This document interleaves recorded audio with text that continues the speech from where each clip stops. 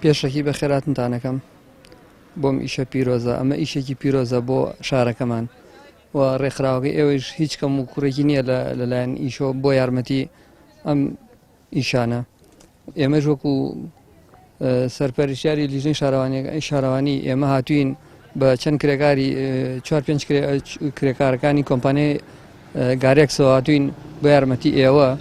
ئێمە ڕۆژانە ئەمە ئیشمانە لە شەمۆ تا پێنجشەممە خەریکی ئەم ئیشەین شار پاکەینەوە بە مەکاینەوە بە کابیسەوە بە کرێکاری حەملەوە ڕۆژانە ئەمە ئیشمانە داوا لە خەڵکی شارە خۆشەویستەکەی خۆمانەکەین ئاوا یارمەتیمان بن نیوەکو ناوەندی شارە زوری ڕێکخراوی قوتابیانی کوردستان لە درێژەی هەوڵ و چالاکیەکانماندا لە قەزای 30 سادەقەستان بە پاکردنەوەی سەرچاوی ئاوی حەسار و دەوروبشتی ناوچەکە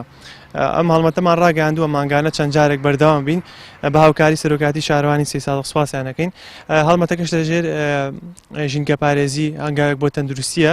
ئینشاڵڵا ئێمە بەردەوام بین لەم هەنگاوە و ئامانجیشمان هۆشارکردنەوەی خەڵکیە بەگشتی گرنگی ئەم هەڵمەتەی ئێمە لەوەدا کە خەڵکی هۆشارکەینەوە بەگشتی ئەگە بتوان دەبێکیش فڕێنەدەن زۆرە